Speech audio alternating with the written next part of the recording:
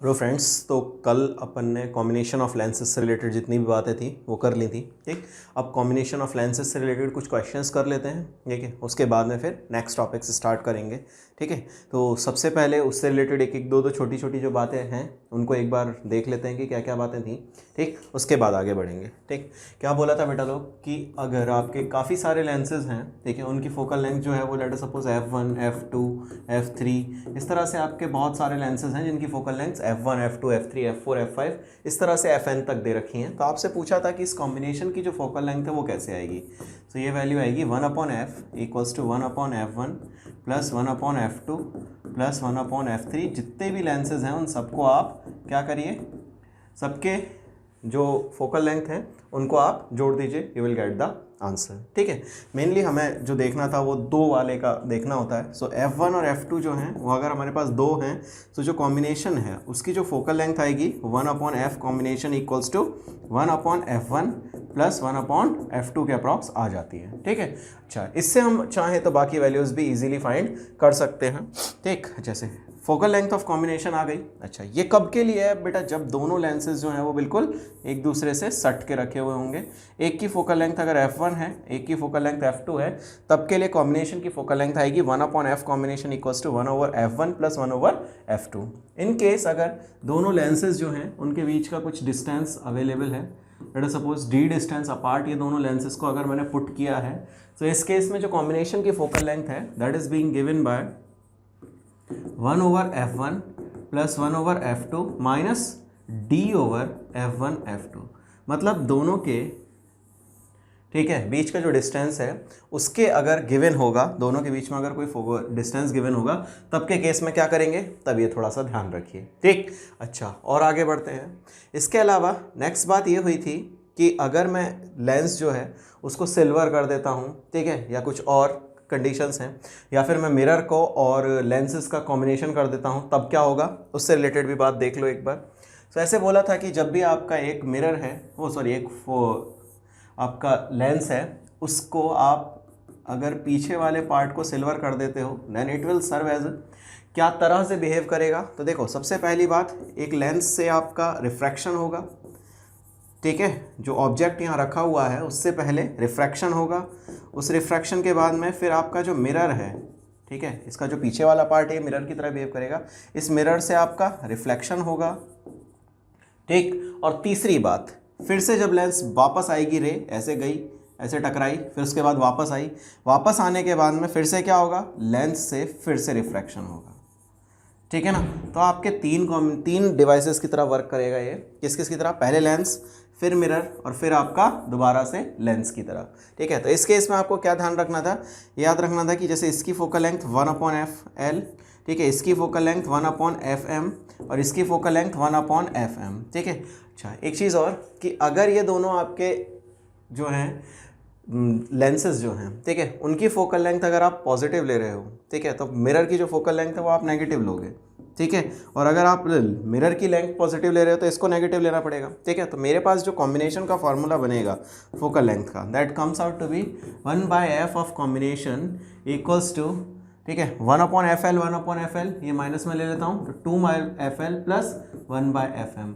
ये फार्मूला याद रखिएगा, डायरेक्ट क्वेश्चन इससे कई बार रहा है और आगे भी रहेगा। इस चीज़ को ध्यान रखिएगा कि जब भी आपके लेंसेज और मिरर्स को कंबाइन किया जाएगा तो ये फार्मूला आप याद रखेंगे। ठीक है, अच्छा, अगली बात कर लेते हैं। अगर लेंसेज को काट दिया जाता है, अगर लेंसेज को काट दिया जाता है तब क्या होगा बेटा, अगर लेंस को इस तरह से काटते हैं, ठीक है, तो उस केस में क्या होगा कि फोकल चेंज हो जाएगी। ठीक है, अगर इस पहले लेंस की जो फोकल लेंथ थी वो f थी, तो अब जो दो टुकड़े बनेंगे, एक टुकड़ा आपका ये बना और एक आपका टुकड़ा ये बनेगा, इन दोनों की जो फोकल लेंथ हो जाएगी वो 2f हो जाएगी। क्यों, क्योंकि ये पार्ट जो है अब ये किसकी तरह बिहेव करेगा, it will serve as a plano convex. पहले ये था जो आपका पार्ट था, ठीक है, बाई कॉन्वेक्स था, अब जो है ये प्लेनो कॉन्वेक्स की तरह काम करेगा, एक सरफेस प्लेन और दूसरी कॉन्वेक्स। ठीक है, अच्छा, और दूसरी बात, अगर इसी मिरर को आप अलग तरीके से काटते हैं, लेट अस सपोज ये मिरर था आपका, आपने ऐसे काट दिया, तो आप इसको ऐसे काट दोगे तो फिर क्या होगा बेटा, जब आप इसको ऐसे काट दोगे तो ये दो पार्ट्स आपके बन गए, ठीक है।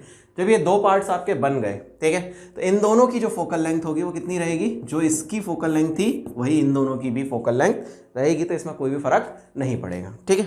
चलो, हाँ, काटने का भी फर्क है, देख लेना काटने के हिसाब से कि किस तरह से काटा है, उस हिसाब से आपकी वैल्यूज़ जो है वो चेंज हो जाएंगी, ठीक। अच्छा, इसके अलावा आगे बढ़ते हैं, कुछ क्वेश्चंस हैं छोटे मोटे से, इनको कर लेते हैं फिर आगे बढ़ेंगे। देखो ज़रा, ऐसे कह रहा है आपसे कि एक पैरेलल बीम है, ऑल्दो ये क्वेश्चन शायद किया था मैंने, हाँ मुझे जहाँ तक याद है इसका क्वेश्चन मैंने शायद किया था। देखो एक बार, parallel beam of light is incident on the system of two convex lenses of focal length f1 and f2, ठीक है।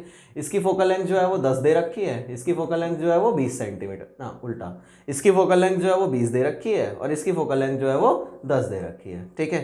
सो ये 20 सेंटीमीटर हो गया, ये आपका 10 सेंटीमीटर फोकल लेंथ वाला हो गया, ठीक है। अच्छा, अब आगे बढ़ो जरा, ऐसे कह रहा है आपसे कि what should be the distance between the two lenses so that the rays after refraction, अच्छा जी, ऐसे कह रहा है भैया कि ये आपका एक लेंस है, एक आपका ये लेंस है, इस पर पैरेलल रे आए, ठीक है, टकराए, टकरोए और तत्पश्चात फिर वापस से आपकी पैरेलल होके चली जाए। ये पूछ रहा है अब इससे इन दोनों के बीच का डिस्टेंस कितना होगा।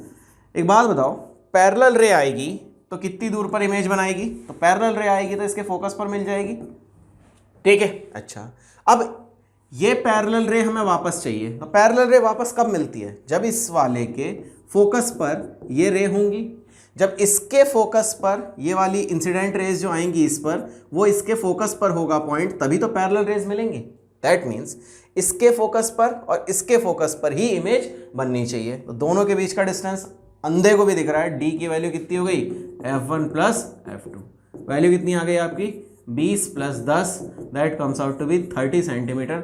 दोनों के बीच का डिस्टेंस आ गया, जहां पर अगर पैरेलल रे रहेंगी तो ठीक है फोकस पर बनेंगी और फोकस से रहेंगी तो पैरेलल हो जाएंगी। बस प्रॉपर्टी यूज कर लिया, आंसर आ जाएगा। बोलो क्लियर कि नहीं, ठीक है। इजी पार्ट है, कुछ नहीं है, इजी सा क्वेश्चन है। दोबारा देख लो एक बार, ऐसे कह रहा है आपका कि पैरेलल रे आई, ठीक है, तो कहाँ मिलेंगी, फोकस पे मिलेंगी, और फोकस से जाएंगी तत्पश्चात ही तो पैरेलल हो पाएंगी। आपसे पूछ रहा है कि रेज जो आए वो पैरेलल चली जाएं, भेज दे भाई, पैरेलल भेज दे। तो मिलनी कहाँ चाहिए, मिलनी चाहिए आपकी कहाँ से, फोकस पर ही मिले और इसके फोकस से पैरेलल हो जाए। डिस्टेंस कितना हुआ दोनों के बीच का, 30 सेंटीमीटर। आई होप ये क्लियर होगा। आगे बढ़ते हैं, नेक्स्ट क्वेश्चन। नेक्स्ट क्वेश्चन कह रहा है कि एक इक्वी कॉन्वेक्स लेंस है जिसका रिफ्रैक्टिव इंडेक्स आपको 1.5 दे रखा है। ये कह रहा है कि फोकल लेंथ 10 सेंटीमीटर है, उसको सिल्वर कर दिया गया उसकी एक साइज को। बहुत आसान, बहुत आसान। ऐसे कह रहा है आपसे कि यह आपका एक इक्वी कॉन्वेक्स लेंस था, इस इक्वी कॉन्वेक्स लेंस की फोकल लेंथ दे रखी है, ठीक है। तो फोकल लेंथ आपको कितनी दे रखी है, 10 सेंटीमीटर, ठीक है, और इसके एक पार्ट को सिल्वर कर दिया गया है। ठीक, फॉर्मूला बोलो, अभी याद कराया, 1/f combination equals to -2/fl plus 1/fm, ठीक है, आसान है। अच्छा, अब इसकी फोकल लेंथ नहीं दे रखी, जो मिरर है आपका इसकी फोकल लेंथ नहीं दे रखी है। मिरर की फोकल लेंथ के लिए मैंने आपको कल भी बोला था कि जो मिरर की फोकल लेंथ है उसके लिए आप क्या करो, जो पीछे वाली सरफेस R2 होती है, इस R2 को डिवाइडेड बाय 2 कर दिया करो। रेडियस ऑफ कर्वेचर है उसको आप 2 से डिवाइड कर दिया करो, you will get the focal length, ठीक है, ऑफ मिरर उस केस में। तो जरा देखें, अब रेडियस ऑफ कर्वेचर चाहिए। अब ये लेंस कैसा है, उसने बोला equi convex lens. Equi convex lens का मतलब क्या होता है भैया कि R1 और R2 की वैल्यू जो है वो बराबर है। R1 और R2 की वैल्यूज जो है वो आपस में बराबर है, R मान लेता हूं, ठीक है। अब R निकालना मेरे लिए कोई बड़ी बात नहीं है, क्यों, क्योंकि देखो जरा 1/, focal length of lens is equal to μ-1, बाहर तो हवा ही होगी क्योंकि बोला नहीं कुछ भी, और साथ में 1/r, इसकी फोकल लेंथ पॉजिटिव, और सॉरी रेडियस ऑफ कर्वेचर इसकी पॉजिटिव और इसकी नेगेटिव, सो -1/r। इक्वी कॉन्वेक्स है, दैट्स व्हाई R1 और R2 को मैंने बराबर रखा है। आसान है यार। 1/, focal length of lens is 10 equals to 1.5 -1, ठीक है, 1/r plus 1/r, minus minus plus हुआ बेटा लोग, तो 2/r, ठीक है। अच्छा, 1/10 इक्वल्स टू 0.5, ठीक है, इंटू 2/r। क्वेश्चन ही खत्म। R की वैल्यू कितनी आ गई, 10 सेंटीमीटर ही। क्यों, क्योंकि आधे से 2 को मल्टीप्लाई करोगे 1 आ गया, R की वैल्यू डायरेक्ट 10 सेंटीमीटर आ गई। ठीक, इजी है। अब तो फोकल लेंथ ऑफ M कितनी हो गई, फोकल लेंथ ऑफ M हो गई 5 सेंटीमीटर, ठीक है। और फोकल लेंथ ऑफ लेंस कितनी है वो क्वेश्चन के अंदर दे रखी है 10 सेंटीमीटर, ठीक है। इस फॉर्मूले में डायरेक्ट वैल्यूज को पुट करो और आंसर इजीली आ जाएगा। देखो जरा, 1 फोकल लेंथ ऑफ कॉम्बिनेशन या फोकल लेंथ ऑफ कॉम्बिनेशन की बात कर रहा है तो -2/FL, FL बोले तो लाइक 10 प्लस 1 इसकी फोकल लेंथ कितनी हो गई, इसकी फोकल लेंथ हो गई 5, ठीक है। वो भी कैसी होगी, +5 या -5, किस तरह का मिरर बन रहा है आपका, मिरर जो बन रहा है वो बन रहा है कॉनकेव शेप का, दैट मीन्स माइनस, ठीक। सॉल्व करते हैं, इसको भी काटो यार, ये भी कितना हो गया 1/5, तो वैल्यू आ गई -2/5 के बराबर, ठीक है। फोकल लेंथ इसकी कितनी आ गई, ठीक है। कॉम्बिनेशन की जो फोकल लेंथ आई है F combination equals to that comes out to be -2.5, minus sign shows concave है, माइनस साइन शोज कि फोकस इधर लाई कर रहा है, दैट मीन्स कॉनकेव है, और फोकल लेंथ कितनी दे रखी है 2.5 निकली है, that means this must be the answer for this question. Concave mirror of focal length 2.5 centimetre, ये चीज़ याद रखिएगा। दोबारा देख लो यार कि जो वैल्यू आपको दे रखी है, ठीक है, कॉम्बिनेशन की जो वैल्यू है हमने निकाली है वो वैल्यू कितनी निकली है -2.5, दैट मीन्स कि कॉम्बिनेशन की फोकल लेंथ 2.5 मीटर के वो 2.5 सेंटीमीटर का जो मिरर है उसकी तरह बिहेव कर रहा है, ठीक है। लेंस की तरह तो कभी करता ही नहीं है, ये तो आपको पहले ही बता चुका था मैं। अब कॉनकेव की तरह कर रहा है क्योंकि नेगेटिव फोकल लेंथ आई है, वैल्यू कितनी आई है 2.5 आई है, ठीक है, इजी है, ठीक। अच्छा, और क्वेश्चंस देखो जरा। नेक्स्ट क्वेश्चन ये कह रहा है कि 4 identical thin lenses are kept one beside the other on the same optical axis. 4 lenses को एक दूसरे के बराबर में आपने रख दिया है और चारों की फोकल लेंथ जो है वो आइडेंटिकल है, ठीक है। और लास्ट वाले पार्ट को आपने क्या किया है, लास्ट वाले पार्ट को आपने सिल्वर कर दिया है। आसान है क्वेश्चन, तो ऐसे सोचो, इसकी फोकल लेंथ f, इसकी फोकल लेंथ f, इसकी भी f और इसकी भी f, चारों की फोकल लेंथ जो है वो एफ है और वो वैल्यू कितनी दे रखी है 20-20 के बराबर। So 1/f of combination equals to 1/f plus 1/f plus 1/f plus 1/f, ठीक है। कितना आया 4/f equals to 1 focal length of combination. अब जब फोकल लेंथ ऑफ कॉम्बिनेशन आपको पता चल गई 4/f के बराबर, तो फोकल लेंथ ऑफ कॉम्बिनेशन कितनी हो गई, that comes out to be f/4, और f की वैल्यू कितनी दे रखी है 20, ये वैल्यू आ गई 20/4, दैट इज 5 सेंटीमीटर। तो जो कॉम्बिनेशन है वो 5 सेंटीमीटर की फोकल लेंथ वाला होगा। एक बात क्लियर है। अच्छा, अब ये कह रहा है कि जिस सरफेस को इसने, ये बोल रहा है कि जिस सरफेस को इसने सिल्वर किया है उस सरफेस की जो रेडियस ऑफ कर्वेचर है वो दे रखी है 20 सेंटीमीटर, ठीक है। Radius of silvered surface is 20 centimetre, तो फोकल लेंथ ऑफ मिरर कितनी हो गई, तो ये हो गई आपकी 20/2, that is 10 centimetre. Focal length of mirror आ गई आपकी 10 और फोकल लेंथ ऑफ लेंस आ गई जो कॉम्बिनेशन है उसकी, वो आ गई 5। हो गया क्वेश्चन खत्म। 1/f ऑफ कॉम्बिनेशन, ठीक है, किस किस का कॉम्बिनेशन, याद रखना ये कॉम्बिनेशन सिर्फ लेंस का था ना, ये कॉम्बिनेशन लेंस और मिरर दोनों का मिला के है, ठीक है। 1 focal length of combination is equal to 1 focal length of mirror minus 2 focal length of lens combine, ठीक है। सॉल्व कर लो यार, क्वेश्चन खत्म हो जाएगा। ऐसे बोल रहा है आपसे 1 focal length of mirror is 10 centimetre. कौन सा मिरर है, कॉनकेव है, दैट्स वाई नेगेटिव ले लेता हूं, ठीक, -2 focal length of lenses combine is 5, ठीक है। एलसीएम लेता हूं, 10 आया, ठीक है, -1 और ये -4, ठीक है, वैल्यू आई -5 और 10, तो फोकल लेंथ ऑफ कॉम्बिनेशन कितना आया आपके पास में, काटो पीटो यार, 1/2 माइनस में, तो फोकल लेंथ ऑफ कॉम्बिनेशन आ गई -2 के बराबर, ठीक है। -2 सेंटीमीटर का मतलब क्या हुआ कि बस यही पूछा था कि फोकल लेंथ कॉम्बिनेशन की क्या है। अगर इसको इंटरप्रेट करोगे तो -2 सेंटीमीटर आ रहा है, दैट मीन्स कि किस मिरर की तरह बिहेव कर रहा है ये, it will serve as a concave mirror, ठीक है, और उसकी फोकल लेंथ 2 सेंटीमीटर आ रही है, ठीक है। अच्छा, और देखो जरा क्वेश्चंस, 1-2 क्वेश्चंस और हैं अपने पास में, ठीक। नेक्स्ट क्वेश्चन आपसे क्या कह रहा है, नेक्स्ट क्वेश्चन आपसे कह रहा है कि जो प्लेनो कॉन्वेक्स लेंस है जिसका रिफ्रैक्टिव इंडेक्स 1.5 है, ठीक है, एक प्लेन नो कॉन्वेक्स लेंस है आपका, ठीक है, इसकी फोकल लेंथ जो है वो रेडियस रिफ्रैक्टिव इंडेक्स 1.5 है इसका, ठीक है। अच्छा, रेडियस ऑफ कर्वेचर 30 दे रखी है, रेडियस ऑफ कर्वेचर 30 सेंटीमीटर दे रखी है at the curved surface. Now this lens has been used to form the image of an object, what distance this lens an object be placed in order to have a real image of the size of the object, ठीक है। ये कह रहा है कि real image चाहिए मुझे किस साइज की, जिस साइज का ऑब्जेक्ट है उसी साइज की रियल इमेज मुझे चाहिए। ठीक है, अच्छा अब एक बात बताओ कि इसके अंदर इंसिडेंस किधर से हो रहा होगा जब इसको सिल्वर कर दिया है तो?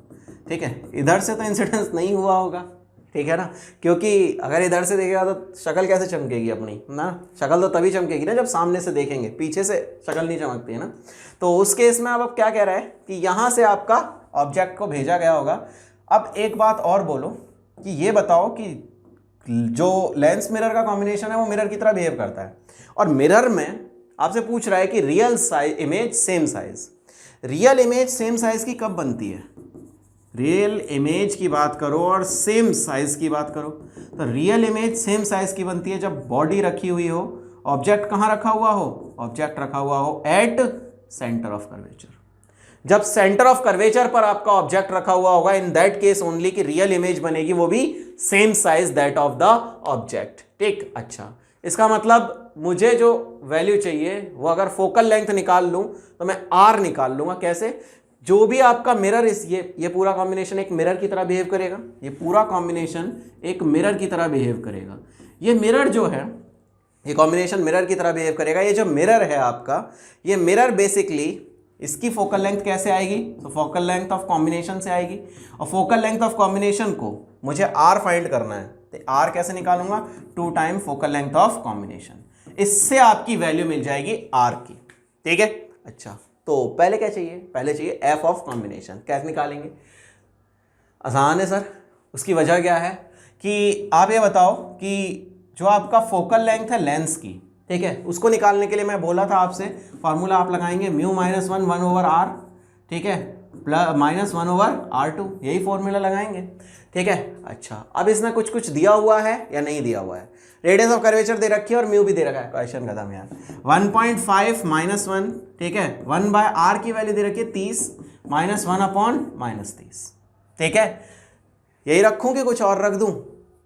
नहीं, एक्चुअली क्या है, एक लेंस की जो सरफेस है वो आपकी कैसी है? इनफाइनाइट वाली। ठीक है, तो ये तो आपका कैसा वाला हो गया? प्लेन मिरर है तो इनफाइनाइट वाला, और दूसरी वाली सरफेस जो है वो 30 वाली है, तो उसको रख दिया -30। सॉल्व कर यार। 0.5 over 30 equals to 1 upon focal length of lens. एक काट पीट इसको, ठीक है, कितना आ जाएगा? इसको काटेगा तो वैल्यू आ जाएगी 1/60, यानी फोकल लेंथ ऑफ लेंस जो हो गई वो आ गई 60 सेंटीमीटर। ठीक, अच्छा अब कर्व्ड सरफेस तुझे दे रखा है, कर्व्ड सरफेस की रेडियस दे रखी है, तो तुझे मैं जो मिरर है उसकी फोकल लेंथ निकालने में कोई दिक्कत नहीं होगी। तो focal length of mirror is equal to radius upon 2। Radius कितनी है? 30 अपॉन 2 कर ले यार। एक सेकंड, मैंने 30 ही रख ली थी क्या? हाँ सही है। तो ठीक है, अब यहाँ पर मुझे 30 अपॉन 2 करूंगा तो मैं कितनी वैल्यू आ जाएगी? 15 सेंटीमीटर। तो फोकल लेंथ ऑफ मिरर जो आ गई वो आ गई मेरे पास में 15 सेंटीमीटर के अप्रॉक्स। इसमें मुझे कोई दिक्कत नहीं है। लगा लो formula. Formula says 1 upon F of combination is equal to -2 upon F L plus 1 upon F M. ठीक है, 1 अपॉन एफ कॉम्बिनेशन इक्वल, तो यहाँ पर मिरर भी कैसा वाला है? मिरर यहाँ पर जो है वो भी आपका, सो 1 अपॉन एफ कॉम्बिनेशन कॉन्केव है, that's why -2 upon F L. ठीक है, -2 अपॉन -1 अपॉन एफ एम। ठीक है, तो वैल्यू कितनी आ गई? -2 अपॉन एफ एल की वैल्यू कितनी निकाली थी यार? एफ एल की वैल्यू निकाली थी 60। ठीक है, -2 ओवर 60 -1 ओवर, ठीक है, ये वैल्यू निकली है 15। ठीक है, एलसीएम ले लेते हैं, कितना आ गया? 60। ठीक है, तो ये आ गया -2 और ये आ गया -4, दैट इज -6/60, यानी कॉम्बिनेशन की जो फोकल लेंथ आ गई वो आ गई 10।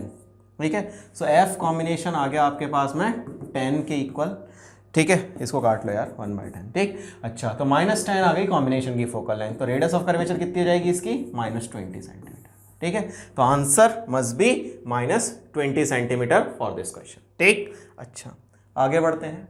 नेक्स्ट क्वेश्चन कह रहा है कि एक लेंस है, उसको 4 हिस्सों में ब्रोक किया गया है और इसको इस तरह से रीअरेंज कर लिया है।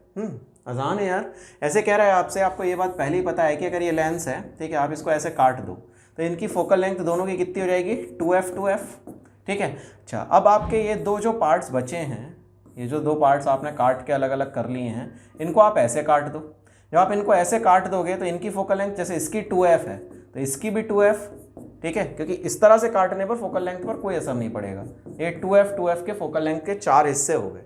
अब इन चारों को आप लगा दीजिए एक साथ। So 1/f of combination equals to 1/f plus 1/f plus 1/f plus 1/f, चारों बराबर बराबर है। सो 1/2f plus 1/2f plus 1/2f plus 1/2f, ठीक है। ये चारों आपके फोकल लेंथ जो है ना वो आपके लगा दिया आपने। कितना आ गया 4/2f, ये कॉम्बिनेशन की फोकल लेंथ चाहिए मुझे, इसको काटो यार, 2/f आ गया, यानी focal length of combination equals to f/2। So length जो कॉम्बिनेशन है या इक्विवेलेंट है उसकी फोकल लेंथ कितनी आ जाएगी f/2। That must be your answer for this question, ठीक। अच्छा, एक चीज़ और आगे ध्यान रखो थोड़ा सा, कि ये बात ही याद रखनी है बस खाली कि ऐसे काटोगे, ठीक है, परपेंडिकुलर टू द मिरर तो आधा आधा, और अगर बीच में से काटोगे तो सेम रहेगा, इसमें कोई दिक्कत नहीं होगी, ठीक। आगे बढ़ते हैं नेक्स्ट क्वेश्चन। ये बहुत अच्छा क्वेश्चन है यार, ठीक है, थोड़ा ट्रिकी भी है और थोड़ा सा न्यूमेरिकल भी अच्छा है। देखो ज़रा इसको सोचो, ऐसे कह रहा है कि एक कन्वर्जिंग लेंस है जिसकी फोकल लेंथ 20 सेंटीमीटर दे रखी है और उसका डायमीटर जो है वो 5 सेंटीमीटर है। इस कट अलोंग द, इसका जो डायमीटर है, डायमीटर का मतलब यहाँ पे अपर्चर से रिलेटेड होता है ना, याद रखना।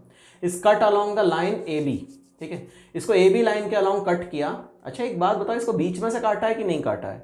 डायग्राम में आपको ज़रूर देख के लग रहा होगा कि इसको बीच से काटा है, लेकिन एक्चुअल में 5 सेंटीमीटर टोटल है, उसे 2 सेंटीमीटर से काट दिया। दैट मीन्स कि बीच में से तो 0.5 ऊपर है ना, तो 2.5 नीचे होना है, 2.5 ऊपर होना है, इसका मतलब इसको बीच में से नहीं काटा गया है।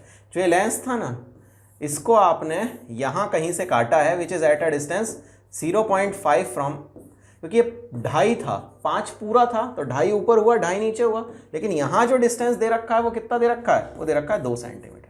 दैट मीन्स कि जो काटा गया है वो आपका बीच में से ना काट के थोड़ा ऊपर से काटा गया है। और जब इसको काट दिया गया है तो जो ये वाला पार्ट बना है आपका, ठीक है, ये, ठीक है, ये जो पार्ट है इसके लिए अगर मैं ऑब्जेक्ट देखता हूँ कि ऑब्जेक्ट कहाँ रखा हुआ है, तो इसके लिए ऑब्जेक्ट जो रखा हुआ है ना वो इससे 0.5 सेंटीमीटर नीचे रखा हुआ है यहाँ कहीं, ठीक है। जब ये ऑब्जेक्ट यहाँ पर कहीं रखा हुआ है at a distance 30 centimetre from the, at a distance 30 centimetre from the axis of the mirror, यहाँ पर, oh sorry axis of the lens, यहाँ से रखा हुआ है 30 सेंटीमीटर पर। बोलो क्लियर ये बात? अच्छा, इस तरह के क्वेश्चंस के लिए मैंने आपको क्या सिखाया मेरे भाई? मैंने आपको इस तरह के क्वेश्चंस के लिए सिंपल सा एक कंसेप्ट सिखाया था कि जब भी लेंस को काट दिया जाएगा तो आपको क्या ध्यान रखना है? आपको मैग्नीफिकेशन से खेलना है। आपको क्या खेलना है? मैग्नीफिकेशन से। आप ये सोचो कि एक ऑब्जेक्ट रखा हुआ है इस तरह से, और इसकी टिप जो है, इसकी जो टिप है, इसकी आपको इमेज फॉर्म करनी है कि इसकी इमेज आपकी कहाँ फॉर्म हो जाएगी, ठीक है। अच्छा, सिंपल सी बात, ये आपका लेंस है, इसे 30 सेंटीमीटर पर रखा हुआ है और 0.5 सेंटीमीटर हाइट का एक ऑब्जेक्ट है। क्वेश्चन ये बन गया बस अब, ठीक है। और इसकी जो फोकल लेंथ है, ठीक है, वो आपको कैसे दे रखी है? The part of the lens shown is used to form a, अच्छा, फोकल लेंथ इसकी दे रखी है आपको 20 सेंटीमीटर। फोकल लेंथ आपको 20 सेंटीमीटर अलग से दे रखे, खत्म। क्वेश्चन ही मतलब नहीं है हमें, तो हमें मतलब है इसके मैग्नीफिकेशन से। 1/f equals to 1/v minus 1/u, 1/f equals to 1/v minus 1/u, बस इतना ही बचा क्वेश्चन आपका। अच्छा, छोटा ही रह गया था। हाँ, सो आगे बढ़ते हैं। 1/f, f कितनी होती है वैल्यू? फोकल लेंथ की जो वैल्यू है वो दे रखी है 20, रख ले यार, ठीक है। ऑब्जेक्ट डिस्टेंस मुझे पता है कितना, 30 सेंटीमीटर है, ठीक है। ऑब्जेक्ट डिस्टेंस मुझे 30 सेंटीमीटर पता है, 1/-30। फोकल लेंथ कैसी रख रहा है? प्लस में रख, बिकॉज ऑफ दिस साइड। अब v निकाल ले यहाँ से, 1/20 माइनस माइनस प्लस इधर पटकेगा 1/30, समझ गया? माइनस माइनस प्लस इधर पटकेगा तो माइनस माइनस प्लस जो हो गया था इधर, वो इधर पटकने पर माइनस हो गया, इक्वल्स टू 1/v, ठीक।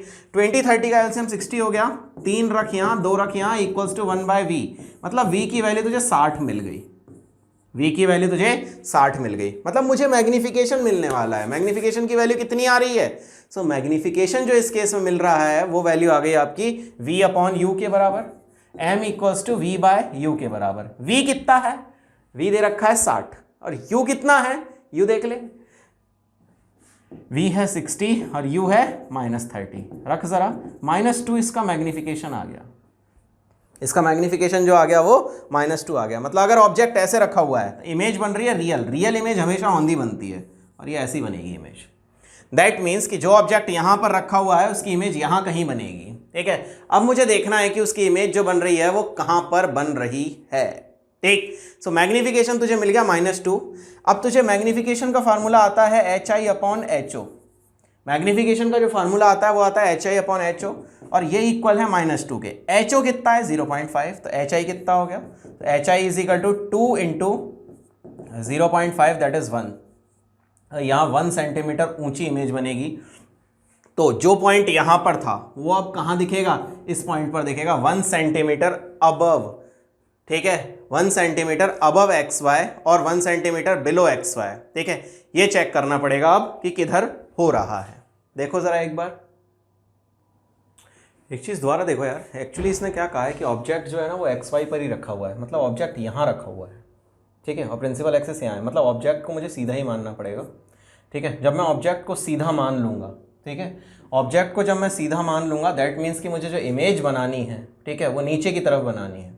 तो इस एक्सिस से जो इमेज बनेगी वो नीचे की तरफ बनेगी इंस्टेड ऑफ 1 सेंटीमीटर अबव, ठीक है। सो 1 सेंटीमीटर नीचे आपकी इमेज बनेगी इस तरफ। तो XY एक्सिस से इसकी डिस्टेंस कितनी हो गई 0.5 एंड 1 सेंटीमीटर, ठीक है, क्योंकि जो ये ऑब्जेक्ट रखा हुआ है ना वो इस एक्सिस पर ना रख के इस बार इसने इस पर रख दिया है, क्योंकि मैंने जो एग्जांपल्स कराए थे उनके अंदर यहाँ रखा हुआ था ऑब्जेक्ट को अपनी पोजीशन से नहीं हिलाया था, इसने ऑब्जेक्ट को अपनी पोजीशन से हिला दिया, ठीक है।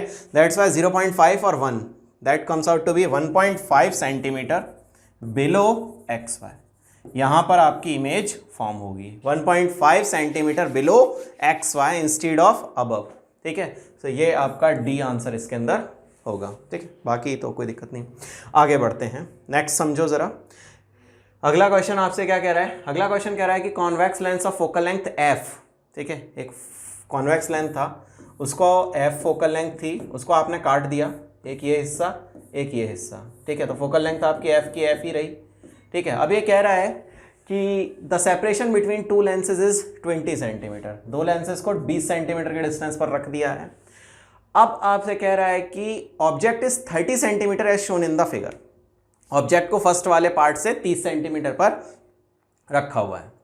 If image formed by nearest lens is formed at infinity, बहुत आसान, ऐसे कह रहा है कि ये जो आपका लेंस है इस पर अगर पैरेलल रेज भेजी जाती हैं तो ये इन्फिनिटी पर इमेज बनाता है, ठीक है। सॉरी, अगर आपकी जो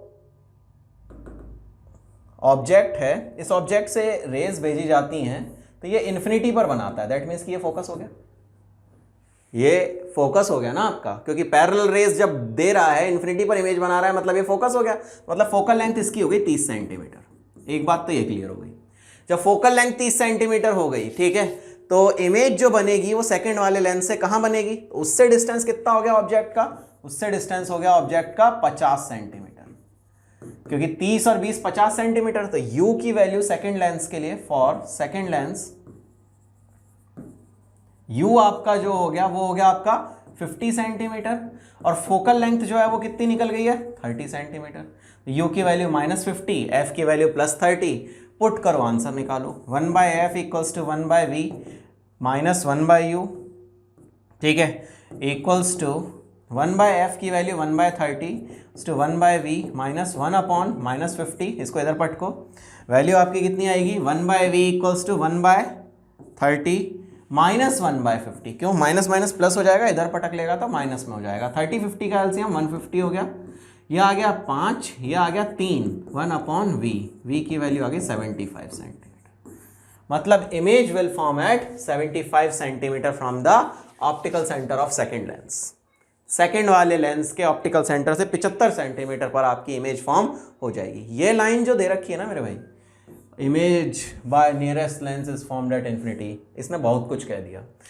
इसका कहने का तात्पर्य यो है कि यहाँ अगर आपका एक लेंस है और एक आपका ऑब्जेक्ट ऐसे रखा हुआ है 30 सेंटीमीटर और उसकी इमेज इन्फिनिटी पर जा रही है, ठीक है, दैट मीन्स कि ये फोकस पर रखा हुआ है, ठीक है। ये इस क्वेश्चन का मेन पर्क था जिससे रिलेटेड क्वेश्चन पूरा इसी लाइन पर पूरा क्वेश्चन घूम रहा है, बाकी तो कोई दिक्कत ही नहीं है क्वेश्चन में, बाकी तो मज़ेदार है, आसान ही है, इसमें तो कोई खास दिक्कत आएगी नहीं। अगला क्वेश्चन देखो ज़रा, नेक्स्ट क्वेश्चन, यार ये तो किया हुआ है, चलो फिर भी दोबारा बता देता हूँ। ए मिरर जो है 15 सेंटीमीटर पर रखा हुआ है, mirror of focal length 15 centimetre, focal length आपको 15 सेंटीमीटर दे रखी है, ये दो हाफ्स में काटा गया और दोनों हाफ्स को शिफ्ट कर दिया गया, ठीक है, 1 mm। ऊपर और 1 mm नीचे, मतलब दोनों के बीच का डिस्टेंस 2 mm है ना, ध्यान रखना।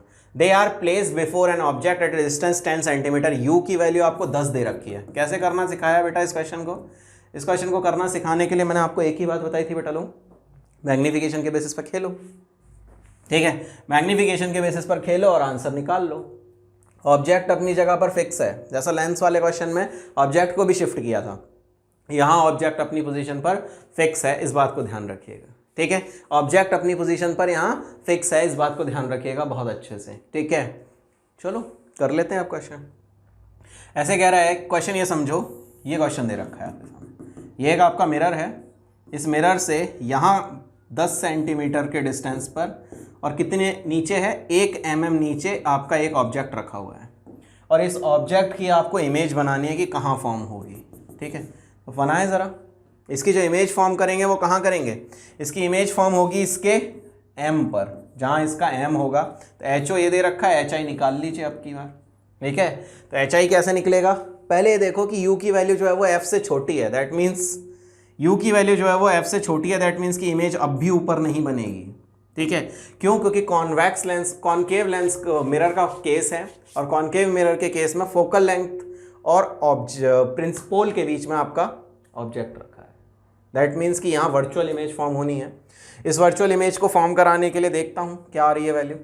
सो 1/f equals to 1/u plus 1/v, 1/f कितना रख रहा हूँ -15 इक्वल्स टू 1/u कितना है -10 प्लस 1/v, माइनस है इधर पट को plus, 1/-15 plus 1/10 is equal to 1/v, 15 10 LCM 30 हो गया बेटा, ठीक है। -2 plus 3 equals to 1/v, v की वैल्यू आ गई बेटा लोग 30 सेंटीमीटर। v की वैल्यू जब 30 सेंटीमीटर आ गई तो मैग्नीफिकेशन कितना आ गया, मैग्नीफिकेशन आ गया बेटा HI/HO equals to -v/u। HI कितना है पता नहीं, HO कितना है 1 सेंटीमीटर, v कितना है बेटा, v की वैल्यू आई है हमारे पास में 30, ठीक है, वो भी प्लस में, ठीक है। और u की वैल्यू जो है वो हमें दे रखी है कितनी, -10 के अप्रॉक्स, ठीक है।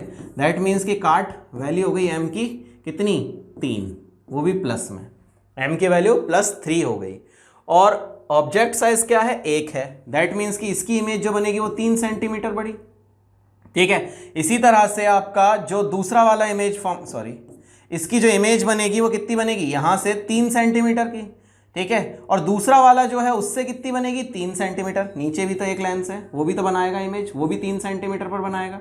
तो 3 सेंटीमीटर 3 सेंटीमीटर, टोटल डिस्टेंस कितना हो जाएगा 6 सेंटीमीटर, दोनों मिरर्स, दोनों इमेजेस के बीच का डिस्टेंस हो जाएगा, ठीक है। दोनों इमेजेस के बीच का डिस्टेंस 6 सेंटीमीटर हो जाएगा, ये बात ध्यान रखिएगा।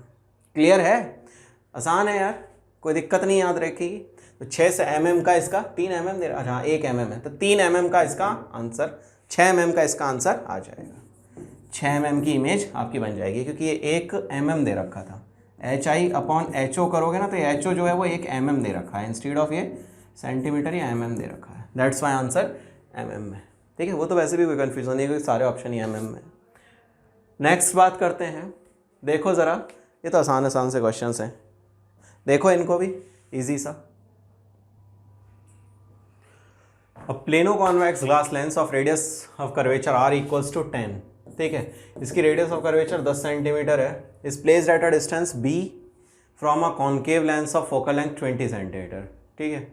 आसानी है, बोल रहा है कि इसको, ठीक है, इससे कितने डिस्टेंस पर रखा है, b डिस्टेंस पर रखा है ना। What should be the distance a of point object O from the plano convex lens so that the distance of final image from convex lens is independent of b। बहुत बढ़िया, आसान सा। एक बात सुन यार, ये b जो है इस डिस्टेंस से इंडिपेंडेंट, b से इंडिपेंडेंट का मतलब ये कहना चाह रहा है भैया ये कि जो रेज इसके ऊपर पड़े, ठीक है, वो इतनी दूर से आ रही हूँ कि उसको बी का बारे में पता ही ना चले, ठीक। दैट मीन्स कि रेज जो निकले वो पैरेलल हो जाए, ठीक है। तो बी डिस्टेंस जो है वो इनफाइनाइट हो जाएगा, इन दैट केस बी से इंडिपेंडेंट हो जाएगा, वरना तो कतई नहीं हो सकता कभी किसी हालत में। तो क्या करें, इसके फोकस पर, ठीक है, ऑब्जेक्ट को रखें जिससे कि इमेज इससे जब निकले तो पैरेलल निकले, ठीक है। तो इस लेंस का फोकस निकाल लेते हैं कहाँ होगा, इसका फोकस निकाल लेते हैं कहाँ होगा, इसके फोकस पे ऑब्जेक्ट को रख देंगे, ठीक है। और जब इसके फोकस पर ऑब्जेक्ट को रखेंगे तो इस लेंस से जो रेज निकलेंगी that becomes parallel after refraction. जब इससे फोकस पर रख देंगे, फोकस पर रखने के बाद ये पैरेलल हो जाएंगी, जब ये पैरेलल हो जाएंगे और ये इसके ऊपर पड़ेंगी पैरेलल रेज, तो उन्हें बी से कोई मतलब ही नहीं रहेगा। तो ये कंसेप्ट है इस क्वेश्चन का बेटा लोग। अब करो इसको जरा आसान से, क्या कह रहा है अब आपसे वो देखो जरा। कह रहा है आपसे कि रेडियस ऑफ कर्वेचर कितनी दे रखी है 10, और उधर वाले का तो इनफाइनाइट है। सो 1/f ऑफ लेंस, ये जो फर्स्ट वाला लेंस है इसकी फोकल लेंथ के लिए बात कर रहा हूं, और उस पर मुझे ऑब्जेक्ट को रखना है, वही ए डिस्टेंस होगा बेसिकली, ठीक है ना। So 1 focal length of lens equals to mu -1, ठीक है, 1/r1 1/r2, ठीक है। चलो 1 focal length of lens equals to 1.5, 3/2 दे रखा है ना, 1.5 -1 इंटू 1/r1, r1 कितना है 10, ठीक है, वो भी उधर वाला तो माइनस, ठीक है, sorry plus plus plus plus plus plus, ठीक है, -1/∞, ठीक, ये तो बर्बाद। इसको देखो जरा 0.5/10, ठीक है, 1 फोकल लेंथ ऑफ एल, तो एफ एल कितना हो गया, focal length of this lens is basically equals to 20 centimetre, ठीक है। फोकल लेंथ कितनी आ गई 20 सेंटीमीटर। अब जब फोकल लेंथ 20 सेंटीमीटर आ गई तो इससे 20 सेंटीमीटर पर अगर ऑब्जेक्ट को पुट कर देता हूं, ठीक है, तो जो फोकस से रेज आएंगी वो पैरेलल हो जाएंगी, तो ए की वैल्यू हो गई आपकी 20 सेंटीमीटर। तो A must be your 20 centimetre, so that जो भी इमेज बनेगी उस वाले से वो इंडिपेंडेंट ऑफ बी हो जाएगी बेसिकली, ठीक। आगे बढ़ते हैं। ये कह रहा है a point object O is placed at distance of 20 centimetre from a convex lens of focal length 10 centimeter as shown in figure. At what distance x from the lens should a final image जो है वो object को coincide करे, final image जो है वो इसको coincide करे। बेटा इसके लिए कल काफ़ी सारी मैंने रामायण कही थी, उसके लिए मैंने आपसे क्या बोला था बेटा लोग कि इस केस में, ठीक है, जो इमेज बननी चाहिए, ठीक है, वो इसके कहाँ बननी चाहिए, इससे जो फाइनल इमेज बने, ठीक है, वो इस तरह से बने कि इसके क्या कहते हैं radius of centre of curvature पर बने। दैट मीन्स कि इसके सेंटर ऑफ कर्वेचर पर अगर इमेज बनती है तो वापस रेज जो है वो अपनी पाथ को रिट्रेस करेगी, यही होगा। मतलब इमेज जो है वो उसी साइज की होगी, फाइनल इमेज जो है वो कोइंसाइड करेगी ऑब्जेक्ट को, ठीक है ना। अच्छा, सो इसका मतलब ये जो x डिस्टेंस है वो किस तरह से होना चाहिए वो अब आप देख लीजिए एक बार, क्यों, क्योंकि कल भी इससे रिलेटेड मैंने काफ़ी सारी बातें बताई थी। तो रेज को कराओ भैया इंसिडेंस, ठीक है।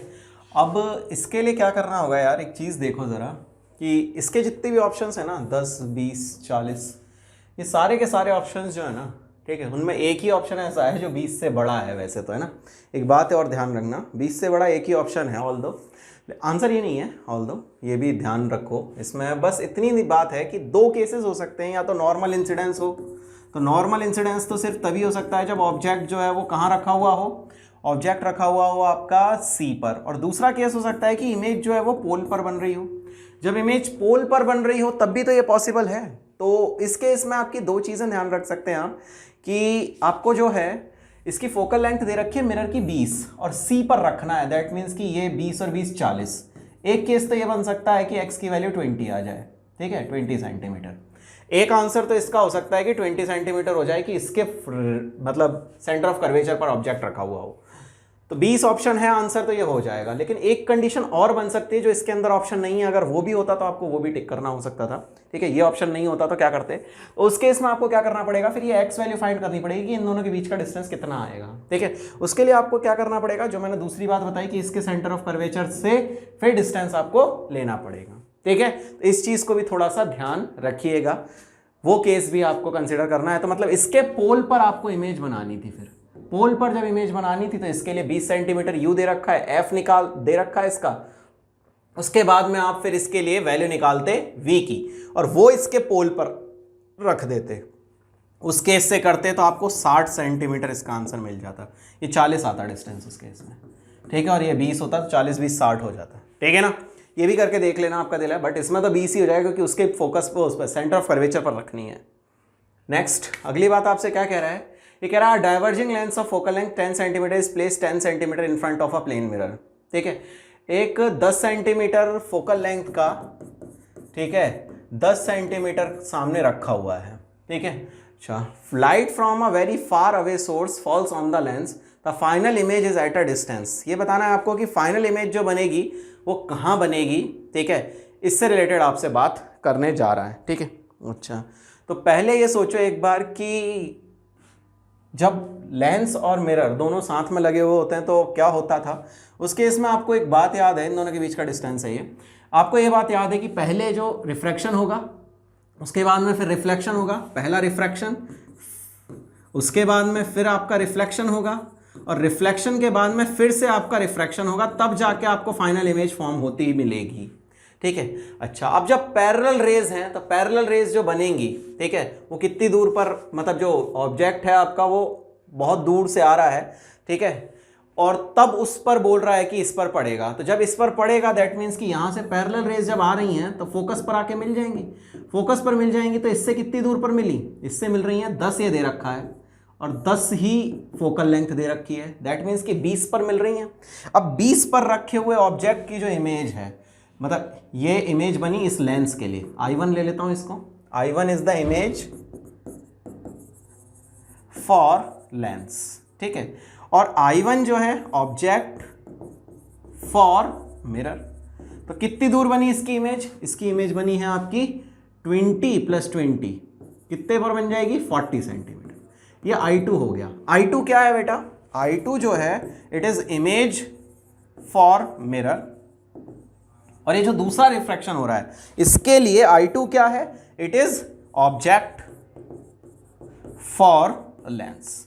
ये जो दूसरा वाला रिफ्रैक्शन हो रहा है उसके लिए ये इसका वर्क कर रहा है। अब इससे कितनी दूर पर रखा हुआ है, ठीक है, ये देख लो आप, तो इससे रखा हुआ है ये 30 सेंटीमीटर पर। इससे कितनी डिस्टेंस पर रखा हुआ है, 30 सेंटीमीटर पर, क्योंकि 10 तो ये 10 का तो ये डिस्टेंस था ना, तो 10 और 20 30 मीटर पर, 30 सेंटीमीटर पर आपका ये ऑब्जेक्ट इस पर है, ठीक है। और अब इसकी इमेज तुम्हें बनानी है, ठीक है, अब इसकी इमेज तुम्हें बनानी है। उसके लिए देखो अब क्या कर सकते हो।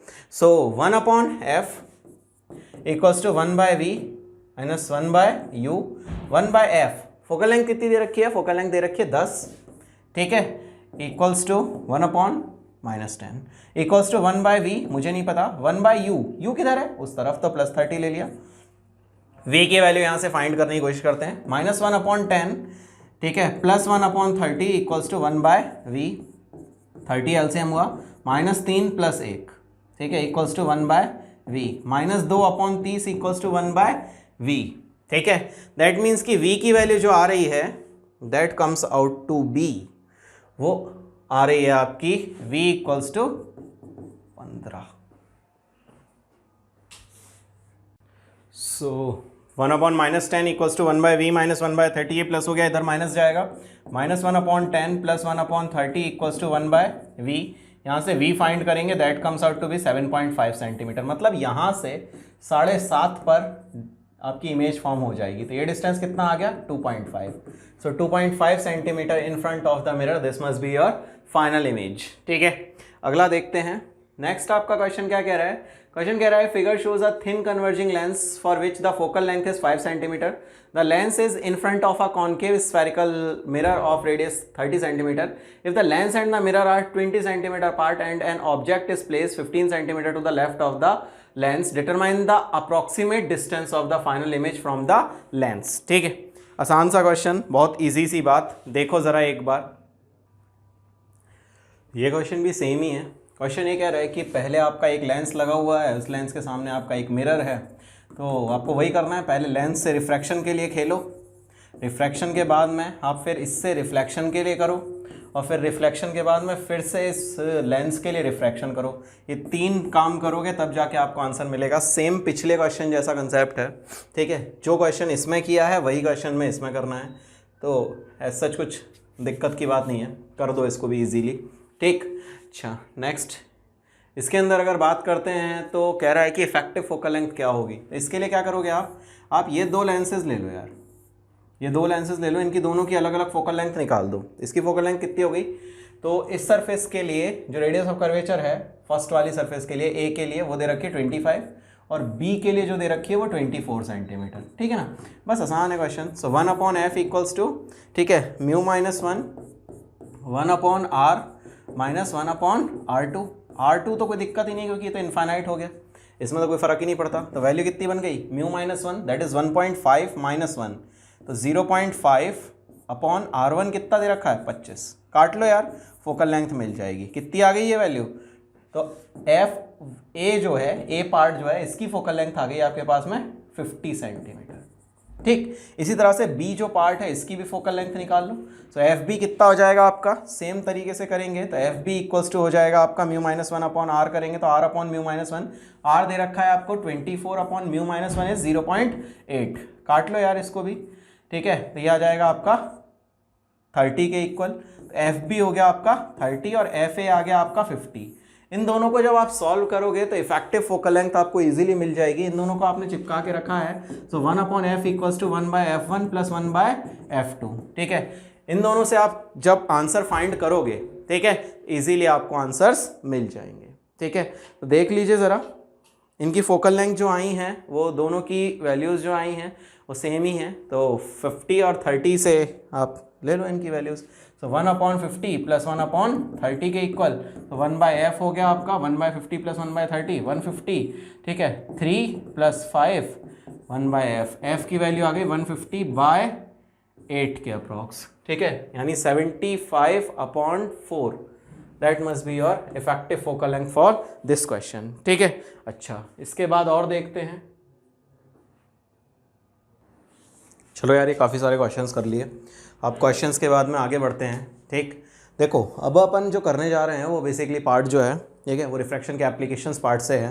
तो कुछ एप्लीकेशन इसके बता देता हूँ मैं एक एक करके। देखो ज़रा, सबसे पहला है कि जो सन है, ठीक है, उसकी जो एपेरेंट पोजीशन है, ठीक है, विद रिस्पेक्ट टू हॉरिजन, ठीक है, वो कुछ खेल खेलती है और उस खेल से रिलेटेड बात करना है। ठीक है, क्या होता है एक्चुअल में कि जो सन होता है ना, ठीक है, उसका राइज मतलब क्या होता है। ठीक है, मैं आपको बताने जा रहा हूँ related to application of refraction.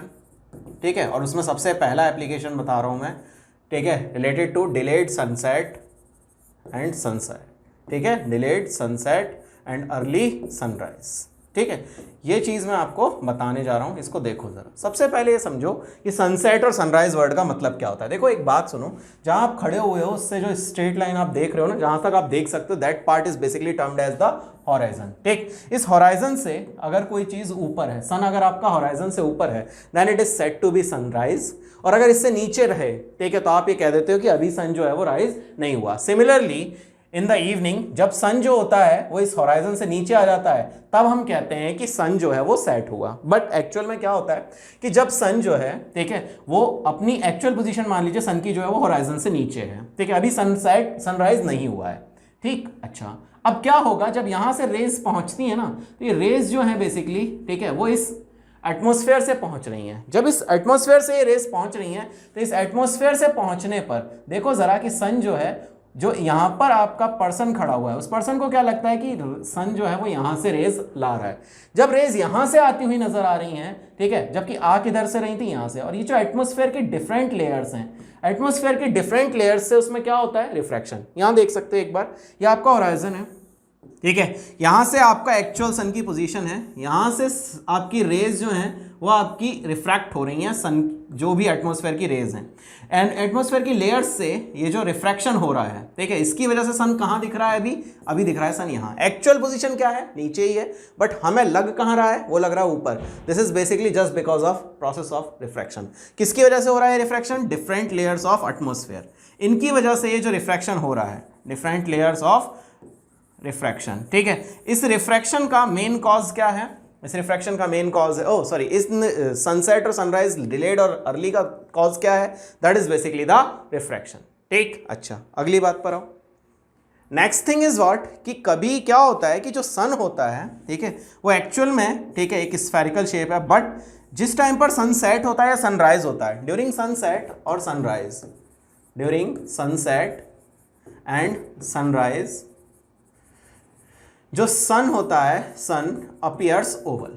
सन जो है वो अपीयर होता है ओवल शेप का, सन अपीयर होता है ओवल शेप का, ठीक है। ये पूरा गोल ना होके हमें ओवल दिखने लग जाता है, ठीक है। इस ओवल दिखने का जो कॉज है वो क्या है वो समझो जरा। देखो मेरी बात सुनो कि सन का जो नीचे वाला पार्ट है, ठीक है, इससे रेज जो आ रही हैं और जो सन के ऊपर वाले पार्ट से रेज आ रही हैं, उन दोनों को चलने में काफ़ी डिस्टेंस अलग होता है। जो नीचे वाले पार्ट से रेज आ रही हैं, ठीक है, उनको डिस्टेंस चलना पड़ता है कम ज़्यादा, और ऊपर से जो रेज आ रही हैं उनको डिस्टेंस चलना पड़ता है कम। ये रिफ्रैक्ट होती हैं ज़्यादा, ठीक है, और ऊपर वाले पार्ट से जो सन मतलब रेज पहुंच रही हैं वो रिफ्रैक्ट होती हैं कम, जिसकी वजह से क्या लगता है कि ये वाला पार्ट जो है इन दोनों के बीच का, ठीक है, ये पार्ट ऐसा लगता है कि ये पार्ट दब गया है और ये पार्ट थोड़ा उठ गया है। दैट्स वाई ऐसा लगता है कि ये ओवल है इंस्टीड ऑफ स्फेरिकल शेप, ठीक है। तो सन जो है वो अपीयर होता है ओवल ड्यूरिंग सनसेट और सनराइज। ये देख लो, ये सनराइज के टाइम पर गोल सन था, बट ये अपीयर कैसा हो रहा है, ये हो रहा है ओवल शेप का appear. This is just because of refraction also. ये भी होता है due to refraction through layers of atmosphere.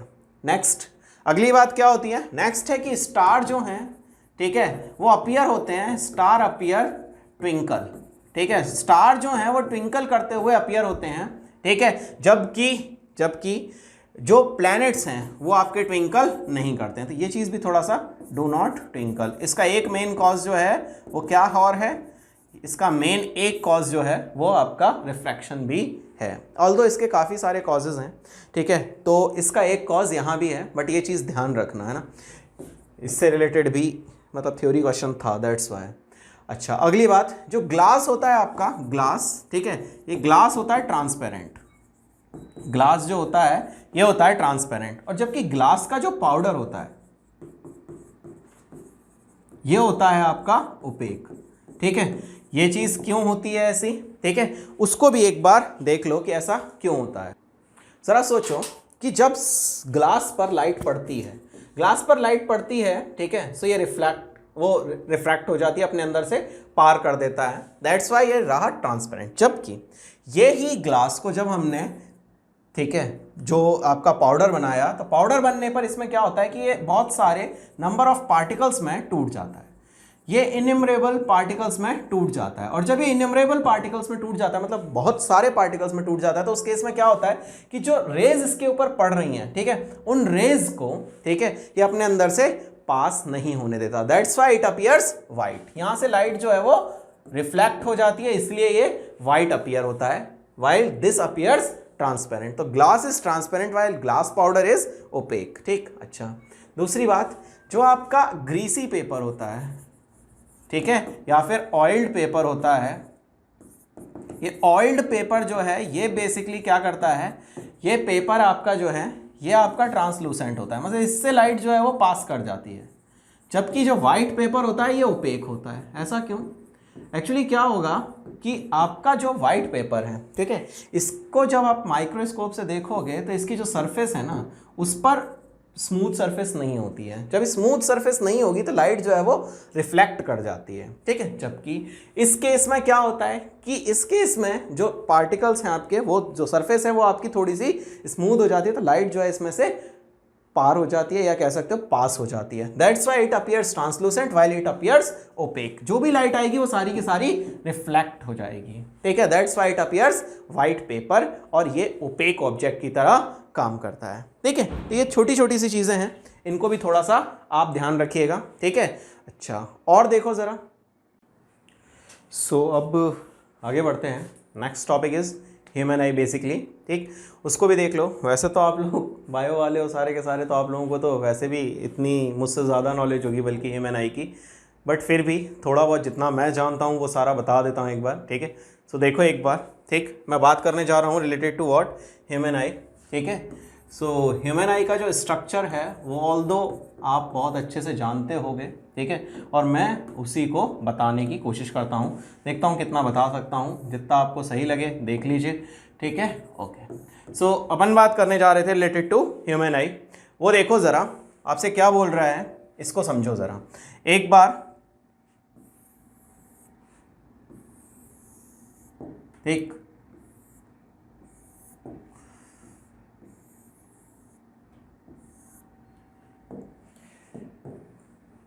जितने पार्ट्स मेरे लिए रिक्वायर्ड हैं मैं सिर्फ उन पार्ट्स को बना रहा हूँ, ठीक है।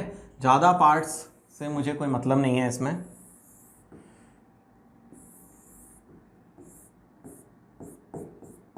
ठीक है, अच्छा देखो ज़रा एक बार बेटा लोग, इसके सारे पार्ट्स एक एक बार मैं बता देता हूँ आपको। ठीक है, आप देखते जाओ इसको। ठीक, सबसे पहले सबसे आगे वाला पार्ट जो है that is basically the cornea. ठीक है, light enter from this part. ये पार्ट जो है, ये दोनों parts, this is basically termed as iris. ठीक है, इन दोनों आइरिस के बीच का जो ये गैप है, ठीक है, ये जो गैप है, this gap is basically termed as pupil. इस गैप को जो है वो प्यूपिल का नाम दिया जाता है। ठीक है, अच्छा ये आपका लेंस है, ठीक है, which is basically a crystalline one. ठीक है, अच्छा इसके बाद में ये आपके दोनों पार्ट्स जिनके ऊपर ये लेंस टिका हुआ है। ठीक है, ये आपके पार्ट्स क्या हैं? These are basically ciliary muscles. ये आपके दोनों पार्ट्स जो हैं वो सिलेरी मसल्स हैं। अच्छा, अगली बात पर आओ, ये दो बातें क्लियर हुई। अच्छा, यहां पर जो लिक्विड प्रेजेंट है, ठीक है, यहां जो लिक्विड प्रेजेंट है that is basically the aqueous humour, और यहां जो लिक्विड प्रेजेंट है that is basically the vitreous humour. ठीक है, अच्छा और आगे देखो जरा, इसके और पार्ट्स के बारे में बात करता हूं। ठीक, देखो सबसे पहली लेयर जो है that is basically termed as retina. जो सबसे पहली लेयर है, ठीक है, उसको नाम दिया जाता है बेसिकली रेटिना का। ठीक, अच्छा और दूसरी सेकेंड लेयर आपकी क्या हो जाएगी? ठीक है, सेकेंड लेयर आपकी हो जाएगी basically choroid, and third layer is outer one that is called sclera. ठीक है, ये आपकी तीन लेयर्स हैं बेसिकली। ठीक है, अच्छा एक बात और, यहाँ का जो पार्ट है इस पार्ट के अंदर, ठीक है, यहाँ पर एक चीज़ और, यहाँ पर जो ये पार्ट है this is basically the blind spot का पार्ट जो है। ठीक है, यहाँ पर ये ब्लाइंड स्पॉट, ये जो पार्ट है this is basically the yellow spot. ठीक है, और तो इसमें कुछ नहीं बचा, सारे नामकरण मैंने कर दिए। ये आपकी ऑप्टिक नर्व्स हैं, ये तो ऑब्वियस सबको ही पता होगा, this is basically the optic nerves. ठीक है, अच्छा अब बात कर लेते हैं इसके सारे जितने भी पार्ट्स हैं इनके सबके एक एक करके वर्किंग से रिलेटेड। ठीक है, अच्छा आपको आती हो बहुत अच्छा है, जो आप जानते हैं वो याद रखिए, अगर कुछ नया लगे तो ठीक, नहीं लगे तो कोई बात नहीं। देखो जरा, सबसे पहले जो पार्ट बताने जा रहा हूं that is basically the cornea. Cornea जो है ये सबसे आउटर मोस्ट पार्ट है। ठीक है, इस कॉर्निया से क्या होता है, ठीक है, लाइट जो भी एंटर करी होगी, ठीक है, लाइट जो भी एंटर करती है इस आंख के अंदर, इस ह्यूमन आईबॉल के अंदर जो भी लाइट एंटर करेगी this enters through this cornea basically. ठीक है, अच्छा अब दूसरी बात, जब हम लोग आंखें दान करते हैं, नेत्रदान महादान, वो ये बेसिकली कॉर्निया से ही किया जाता है, इसी को हम डोनेट करते हैं। ठीक, अच्छा इसकी इर्रेगुलर शेप की वजह से भी एक डिफेक्ट आता है। ठीक है, अगर पता हो तो बताओ। ठीक, और दूसरी बात, अगला पार्ट है आपके पास में ये जो आइरिस दिख रही है आपकी, ठीक है, ये आइरिस आपका सेकंड पार्ट है। इस आइरिस का क्या होता है कि लाइट कितनी आंख के अंदर एंटर करनी है, दो दरवाजे हैं साहिब, ठीक है, लाइट कितनी एंटर करेगी वो इन दरवाजों पर डिपेंड करेगा। ठीक है, लाइट कितनी एंटर करेगी वो इन दरवाजों पर, ये दरवाजे अगर बंद तो कम, ज़्यादा है तो ज़्यादा। ठीक है, तो ये जो प्यूपिल का साइज है, ठीक है, size of प्यूपिल is basically controlled by the iris. ठीक है, तो जो आइरिस है ये इस प्यूपिल के साइज को, जितना पार्ट है जितने से लाइट एंटर करेगी उस पार्ट से कितनी लाइट एंटर करनी है कितनी नहीं, वो कौन आपका डिसाइड कर रहा है? Iris basically. ठीक, अच्छा अगली बात, नेक्स्ट है आपका एक क्रिस्टलाइन लेंस। लेंस का क्या काम है? जितनी भी रेज आंख के अंदर एंटर कर रही है उन सारी को रेटिना के ऊपर, जो पीछे एक स्क्रीन लगी हुई है उस स्क्रीन के ऊपर फोकस करने का जो पार्ट है, काम है, वो बेसिकली कौन करता है? वो करता है ये लेंस। ठीक है, अच्छा अब इस लेंस के साइज को बढ़ाना है या घटाना है, हम दूर की चीज देख रहे हैं या पास की चीज देख रहे हैं, ठीक है, इसके लिए इस लेंस के साइज को आपको बढ़ाना पड़ेगा या घटाना पड़ेगा। और जब इसके साइज को बढ़ाएंगे घटाएंगे तो इसकी रेडियस ऑफ कर्वेचर चेंज होंगी, और रेडियस ऑफ कर्वेचर जब चेंज होंगी दैट मीन्स कि इस लेंस का फोकल लेंथ चेंज होगा। और जो आंख का फोकल लेंथ चेंज करने की पावर होती है that is basically termed as power of accommodation, उसको कहा जाता है पावर ऑफ एकोमोडेशन। ठीक है, कितनी अपनी जो फोकल लेंथ है उसको कैसे चेंज कर सकती है आंख, ठीक है, उस पावर को अपने आप चेंज करने की जो आंख की capability that is basically termed as power of accommodation. और ये करता कौन है? ये जो सिलेरी मसल्स आपकी दोनों साइड से लगी हुई हैं, जिन पर ये कह सकते हो कि टिका हुआ है, ठीक है, ये सिलेरी मसल्स अपने साइज को बड़ा या छोटा करती हैं। ठीक है, वो सिलेरी मसल्स जो अपने साइज को बड़ा या छोटा करेंगी, on the basis of that इसका साइज जो है वो मतलब इलोंगेट होगा ये, या फिर आपका थिक होगा या थिन होगा, बेसिकली ये याद रखें। ठीक, अच्छा, यहां पर एक लिक्विड भरा हुआ है। ठीक है, क्या होता है कि लेंस जो है उसको रिफ्रैक्शन के लिए तो क्या करते हैं अपन कि दोनों तरफ अलग अलग मीडियम प्रोवाइड कराते हैं। तो इधर जो लिक्विड भरा हुआ है that is basically the aqueous humour, और इसका जो रिफ्रैक्टिव इंडेक्स है दैट इज 1.337। ठीक है, जबकि यहां जो लिक्विड भरा हुआ है that is basically the vitreous humour, और इसका रिफ्रैक्टिव इंडेक्स 1.437 के अप्रॉक्स होता है। ठीक है, दैट्स वाई दोनों साइड अलग अलग मीडियम है, तो रिफ्रैक्शन जो है वो इजीली हो पाएगा। ठीक है, अच्छा, अगली बात, नेक्स्ट, इधर का खेल पूरा हुआ, इधर बढ़ता हूं। नेक्स्ट यहां पर आपको सबसे आउटर लेयर दिख रही होगी स्क्लेरा। ठीक है, सबसे रिजिड लेयर जो ह्यूमन आईबॉल को जो मैकेनिकल लॉसेस हैं उससे बचाती है, that is basically the sclera. Second layer that is choroid. ठीक है, ये ह्यूमन लॉसेस से बचाएगी। सेकेंड लेयर आपकी जो है वो है कॉरॉइड। कॉरॉइड क्या करेगा, जब यहां से जो लाइट है वो रेटिना पर पहुंचेगी। ठीक है, रेटिना पर जब लाइट पहुंची तो एक्स्ट्रा लाइट जो पहुंचेगी, ठीक है, उसको ऑब्जॉर्व करेगा ताकि जो इमेज है उसकी ब्लरिंग ना हो पाए। ठीक है, तो इमेज की ब्लरिंग जो है वो डिपेंड है आपकी कॉरॉइड पर बेसिकली, और कॉरॉइड जो है वो ब्लरिंग को रोकेगी, एक टाइप से कह सकते हैं। ठीक, अच्छा, रेटिना क्या है, ये एक आपका पीछे स्क्रीन लाइक स्ट्रक्चर है। ठीक है, जिसके अंदर फोटोसेंसिटिव सेल्स प्रेजेंट होती हैं, जिसके अंदर फोटोसेंसिटिव सेल्स प्रेजेंट होती हैं। ठीक है, ये फोटोसेंसिटिव सेल्स क्या हैं, बेसिकली दो शेप की होती हैं, एक रॉड शेप की और एक होती है कोन शेप की। ठीक है, rod for intensity, rod for intensity and cone for colour, rod for intensity, ठीक है, and cone for colour. Human आई के अंदर इतना तो सबको ही पता होगा कि जो रेज हैं यहां पर आ रही हैं, इनको लेंस कहां पहुंचा देता है, लेंस पहुंचाता है रेटिना पर। अब रेटिना का काम क्या होता है, रेटिना का काम ये होता है कि जो भी इसके ऊपर इमेज बन रही है उस इमेज को डिटेक्ट करना और उसकी इंफॉर्मेशन ब्रेन तक पहुंचाना कि ऐसी ऐसी इमेज मेरे पास बनी है। ठीक है, तो उसके लिए ये फोटोसेंसिटिव सेल्स होती हैं। रॉड शेप जो सेल्स हैं वो आपकी इंटेंसिटी डिटेक्ट कर लेंगी, और कोन शेप सेल्स जो हैं वो कलर डिटेक्ट कर लेंगी। ये दोनों चीज़ें जब डिटेक्शन करती हैं उसके बाद में इंफॉर्मेशन जाती है कहाँ, ब्रेन तक। कौन पहुंचाएगा, ऑप्टिक नर्व्स पहुंचाती हैं। ठीक, अच्छा, और बात पर आ जाओ। नेक्स्ट आपके पास दो स्पॉट्स हैं, एक है येलो स्पॉट जहां पर मैक्सिमम कंसंट्रेशन होता है फोटोसेंसिटिव सेल्स का, that point is basically termed as yellow spot. While एक पॉइंट होता है जहां पर फोटोसेंसिटिव सेल्स एब्सेंट होती हैं, that is basically termed as the blind spot. ठीक, ये सारे नामकरण के अकॉर्डिंग मैंने चीज़ें बता दी हैं। इसके अलावा अगर कोई बड़ी बायोलॉजिकल टर्म इसके अंदर होती हो, मुझे उससे कोई मतलब नहीं है, मुझे सिर्फ इन टर्म से मतलब था, और ये मैंने आपको एक बार बता दी हैं। ठीक है, अच्छा, इसका अगर एक्चुअल डायग्राम भी आपको एक बार देखना हो, ये तो मैंने अपने हाथ से ड्रॉ किया ना, शायद ये आपको अच्छा लगे ना लगे, इसलिए मैं इसका एक एक्चुअल डायग्राम भी दिखा देता हूँ, वो भी देख लो। तो इसका एक फ़ोटो आप देख लो। ठीक है, सारे के सारे ऑर्गन्स आपको दिख रहे होंगे जैसे भी हैं। ठीक है, इसमें अगर कोई एक्स्ट्रा हो जो कि, बाकी तो सारे वही हैं यार। ठीक है, तो ये ह्यूमन आई बॉल जो है उसका स्ट्रक्चर हो जाएगा आपका एक टाइप से। ठीक है, अच्छा, अब इससे रिलेटेड अगर क्वेश्चन आएगा तो आप बना दोगे, ये तो मुझे पक्का भरोसा है। ठीक है, अब रिलेटेड जो बात है वो है रिलेटेड टू डिफरेंट टर्म्स जो इससे रिलेटेड हैं, उनको देखो ज़रा। ऐसे कह रहा हूँ, एक टर्म होता है that is called power of accommodation. ठीक है, पावर ऑफ एकोमोडेशन क्या होता है, देखो ह्यूमन आई लेंस जो होता है उसकी एक कंडीशन होती है कि ह्यूमन आई जो होती है, ठीक है, उसका जो लेंस है, ठीक है, दैट इज़ बेसिकली ये अपनी ability of lens to adjust its focal length, अपनी फोकल लेंथ को जो एडजस्ट करने की इसकी एबिलिटी है, that is basically termed as power of accommodation. ठीक है, इसी पावर ऑफ एकोमोडेशन की वजह से ह्यूमन आई जो है, ठीक है, वो अपने near point that is 25 centimetre, near point of distinct vision, ये सबसे ज़्यादा साफ जो है वो 25 सेंटीमीटर से लेके अपने फार पॉइंट, ठीक है, that is basically termed as far point of distinct vision, ये है तुम्हारा इनफाइनाइट। तो 25 सेंटीमीटर से इनफाइनाइट तक देख सकते हैं। अब तुम में से आधो तो ये कहते हो हमें तो साफ दिख रहा है, नहीं भाई, डिस्टिंक्ट विजन मतलब बिल्कुल साफ साफ क्लियर जो देख पाओगे, 25 सेंटीमीटर तक देख पाओगे, उससे करीब ले आओगे तो नहीं देख पाओगे।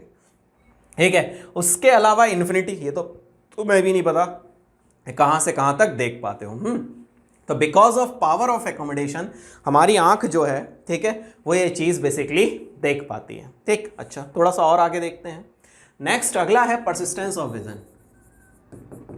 सो परसिस्टेंस ऑफ विजन का खेल क्या होता है कि ह्यूमन आई जो है उसका परसिस्टेंस जो है वो 1/16 ऑफ अ सेकेंड है। ठीक है, क्या मतलब, इसका मतलब ये है कि ह्यूमन आई जो है अगर उसके जो रेटिना है एक टाइप से कह सकते हो, उस पर अगर 1 सेकेंड में 16 इमेजेस बनी, ठीक है, तो वो आराम से अलग अलग डिफ्रेंशिएट कर पाएगा। लेकिन अगर 16 से ज़्यादा अगर इमेज बन गई, ठीक है, तो ऐसा नहीं, ये नहीं पता चलेगा कि एक कब हटी दूसरी कब बनी। तो आप उन 16 ऑब्जेक्ट्स को तो आराम से अलग अलग कर सकते हो, डिफ्रेंशिएट कर सकते हो। लेकिन अगर 16 1 सेकेंड में 16 से ज़्यादा अगर इमेजेस आपके रेटिना पर बनी, तो आपका जो आई है, ठीक है, वो आपका ये नहीं पता कर पाएगा कि कौन सी जो मतलब इमेज है वो हटी थी। मतलब एक जो है वो साफ होने के बाद ही तो दूसरी बनेगी, लेकिन उन दोनों के बीच में अगर टाइम नहीं मिलेगा तो ह्यूमन आई जो है वो डिफ्रेंशिएट नहीं कर पाएगी। ठीक है, यही चीज़ थोड़ा सा ध्यान रखिएगा। That is basically the persistence of vision. This is 1/16 of a second. ये ह्यूमन आई का परसिस्टेंस ऑफ विजन है, ये फार पॉइंट और नियर पॉइंट। ठीक, अच्छा अब और चीज़ें सुनो इससे रिलेटेड, एक दो बातें और जो थोड़ी सी ध्यान रखनी है। नेक्स्ट अब बात कर लेता हूँ related to defects of vision. ठीक है, क्वेश्चन बेसिकली यहाँ से रहता है। तो डिफेक्ट्स ऑफ विजन में मैं आपको 4-5 करा देता हूँ। सबसे पहली बात जो मैं बताने जा रहा हूँ that is basically the myopia. Myopia के अंदर क्या होता है, शॉर्ट साइटेडनेस का केस है।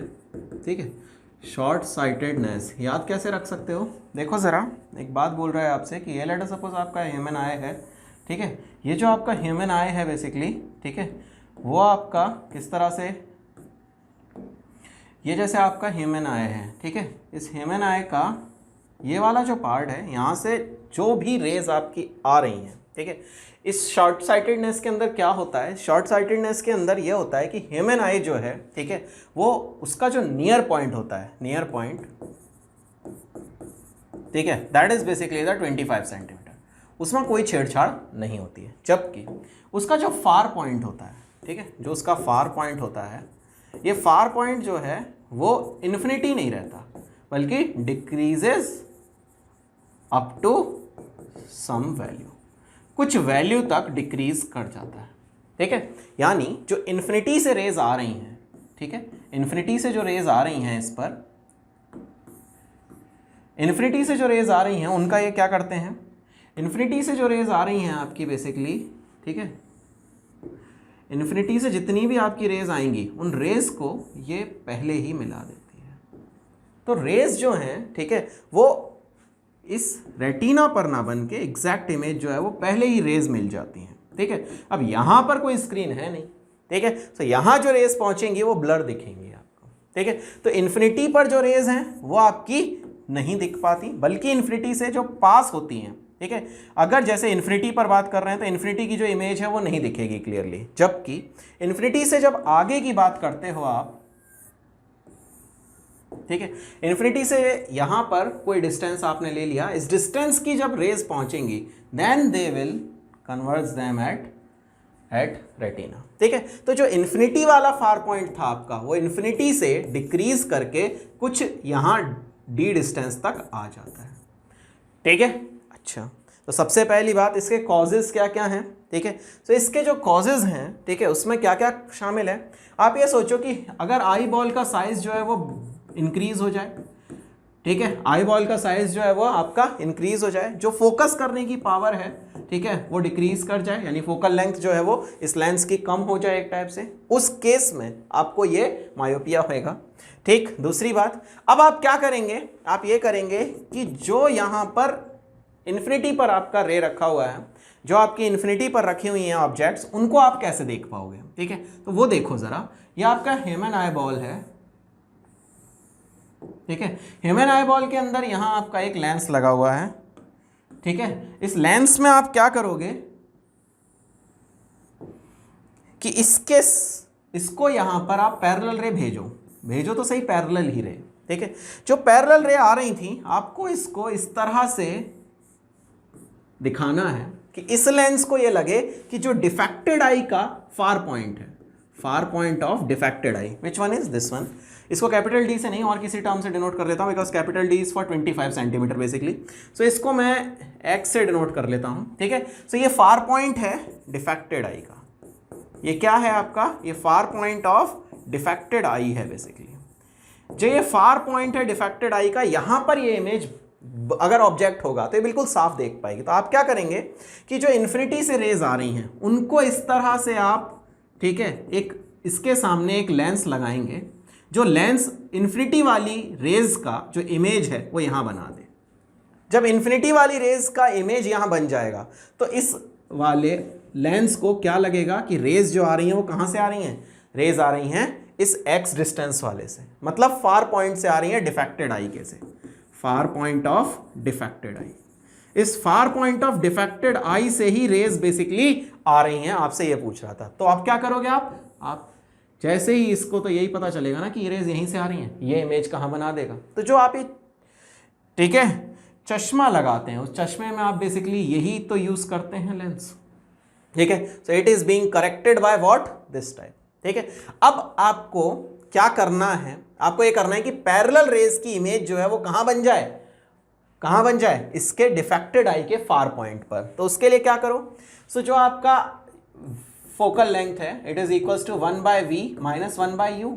u तो इसके लिए इनफाइनाइट था, ठीक है। सो इसके लिए v की वैल्यू कितनी हो गई, f के बराबर, ठीक है। सो v जो हो गया वो आपका माइनस f के बराबर हो गया। तो f की वैल्यू जो है वो किसके इक्वल है, जो आपका डिफेक्टेड आई का फार पॉइंट है उसके इक्वल इसकी फोकल लेंथ हो जाएगी, ठीक है। Focal length is equal to far point of defected eye, far point of defected eye. जो फार पॉइंट होगा डिफेक्टेड आई का वही इसकी फोकल लेंथ हो जाएगी। अब क्या निकालना है, power, power is equal to हो जाएगा 1/f के बराबर, ठीक है। यहां से आप पावर ले लो, यही आपको स्पेक्टिकल में ग्लास यूज करना है, आपको पता चल जाएगा कि किस लेंस से करेक्ट होगा। It is being corrected by a lens having power which is equals to the far point of defected eye. Clear है ये बात? अच्छा, मतलब आपको एक टाइप से ये जो आंख है ना, इसको ऐसा बनाना है कि ये सोचे कि ये जो ऑब्जेक्ट आ रहा है इसकी इमेज आ रही है इसी से, जहां तक तुम देख रहे हो हम तुमसे कहेंगे तुम वहीं तक देखो आंख, ठीक है। हम अपनी इमेज को यहां तक पहुंचा देंगे, इसलिए ये चश्मा लगाया जाता है, ठीक। अच्छा, अगली बात पर आओ। नेक्स्ट आपका क्या है, नेक्स्ट है आपका हाइपरमेट्रोपिया। नेक्स्ट है हाइपरमेट्रोपिया। इस हाइपरमेट्रोपिया के अंदर क्या होता है बेटा, this is basically the long sightedness, ठीक है। इस लॉन्ग साइटेडनेस के खेल में क्या होगा, इस लॉन्ग साइटेडनेस के खेल में ये होता है कि जो आपका फार पॉइंट है, ठीक है, वो तो इनफाइनाइट रहेगा, लेकिन जो नियर पॉइंट होता है ह्यूमन आई का, that does not remain 25 centimetre, वो आपका 25 सेंटीमीटर नहीं रह पाता।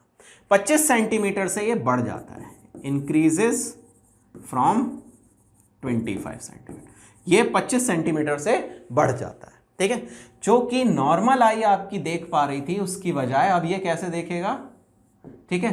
अब देखो जरा, ये आपकी जो 25 सेंटीमीटर पर रखा हुआ ऑब्जेक्ट होगा उसको ये कैसे देखेगा वो समझो जरा। ये 25 सेंटीमीटर ऑब्जेक्ट को रखे हुए को ऐसे देखेगा कि इसकी इमेज कहीं पीछे जाके बनेगी। 25 सेंटीमीटर पर रखे हुए ऑब्जेक्ट को ये ऐसे देखेगा कि इसकी इमेज जो है वो कहीं पीछे जाके बनेगी। इंस्टेड ऑफ रेटिना ये पीछे कहीं जाके इमेज बनती है। तो यहां पर क्या है, रेज इंटरसेक्ट नहीं कर रही है तो ब्लरिंग होने लग जाती है।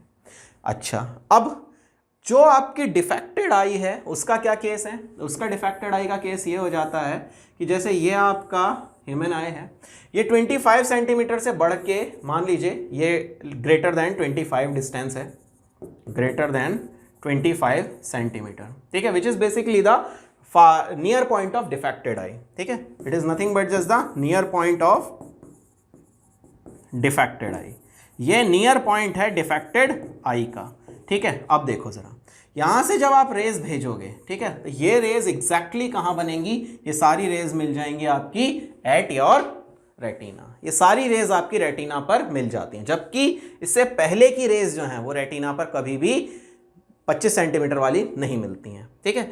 अच्छा, अब आपको क्या करना है, फिर से आंख को वैसे ही कि आपने जो ह्यूमन आई बॉल है उस ह्यूमन आई बॉल को आपको इस तरह से सजाना है, ठीक है, कि इस रे को जो रेज मिले, ठीक है, इस लेंस को जो रेज मिले वो कहाँ से आती हुई दिखें, इस वाले डिस्टेंस से, जो ये नियर पॉइंट है डिफेक्टेड आई का यहां से आती हुई नजर आए। तो क्या करें आप, जो 25 सेंटीमीटर पर आपका ऑब्जेक्ट रखा हुआ है, ठीक है, उसके लिए आप यहाँ पर एक और लेंस लगा दीजिए। जब आप यहाँ पर एक लेंस और लगा देंगे, ठीक है, तो जो रेज यहाँ से आ रही होंगी, ठीक है, इनकी इमेज ये लेंस क्या करेगा, कहाँ बना देगा इनकी इमेज बना देगा at a point which is at the near point of यहाँ पर इमेज बनेगी near point of defected eye. इस near point of defected eye पर इसकी इमेज को बना देगा। और जब ये रेज यहाँ से पहुँचेंगी ना, ये कहाँ पहुँचेंगी, ये सीधी पहुँचेंगी इसके रेटिना पर। ठीक है, ये जो इमेज बन रही हैं आपकी, ये कहाँ बनेंगी, ये इमेज बनेंगी जो आपका फार नियर पॉइंट है डिफेक्टेड आई का, वहाँ। और अब ये रेज जब पहुँचेंगी, ये सारी की सारी कहाँ मिलेंगी, these will meet at retina. अब ये एग्जैक्टली रेटिना पर मिलेंगी। तो हमें इस वाले लेंस का फोकल लेंथ निकालना होगा, कितना होगा, इजी है। ऑब्जेक्ट कहाँ रखा हुआ है, ऑब्जेक्ट रखा हुआ है, u की वैल्यू हो गई -25 सेंटीमीटर। ठीक है, v की वैल्यू क्या हो गई, v हो गया जो नियर पॉइंट है ऑफ डिफेक्टेड आई। f निकालने में किसको दिक्कत है भैया, f निकालने में किसको दिक्कत है भैया, 1/f equals to -1/v plus of -1/u। ठीक है, -1 नियर पॉइंट ऑफ डिफेक्टेड आई -1/25। इससे आप फोकल लेंथ निकाल सकते हैं इजीली लेंस की। और जब ये लेंस की फोकल लेंथ पता चल जाएगी तो आप यहां से फिर इजीली पावर निकाल सकते हैं। This is nothing but just the power of spectacled जो आपको यूज करना है। ठीक है, ये वो स्पेक्टिकल है, उस लेंस की पावर है जिसको आपको स्पेक्टिकल में यूज करना है just to see near by objects clearly. ठीक है, अच्छा और देख जरा, नेक्स्ट है आपके पास में प्रेस बायोपिया। ठीक है, नेक्स्ट है आपके पास में प्रेस बायोपिया। ठीक है, ये बेसिकली जो होता है वो होता है ड्यू टू एजिंग। ठीक है, क्या होता है कि एज के साथ में जो मसल्स हैं वो फटीग में आ जाती हैं, मतलब कहते हैं कि बहुत ज़्यादा थक जाती हैं, तो उनकी जो रिलैक्सेशन पावर है वो कम हो जाती है। सो जो ड्यू टू एजिंग, ठीक है, रिलैक्सेशन पावर जो होती है, relaxation power of muscles gets fatigue. ठीक है, तो उसकी वजह से क्या होती हैं कि ये लेंस जो आपकी लेंस है उसकी पावर को वो एकोमोडेट नहीं कर पाती। जब पावर को एकोमोडेट नहीं कर पाएंगी तो नियर पॉइंट जो है वो आपका 25 नहीं रहता और जो फार पॉइंट है वो इनफाइनाइट नहीं रहता। तो ये दोनों ही चीज़ें आपकी बदल जाती हैं। इस केस में जो लेंस यूज़ करते हैं दैट इज बेसिकली द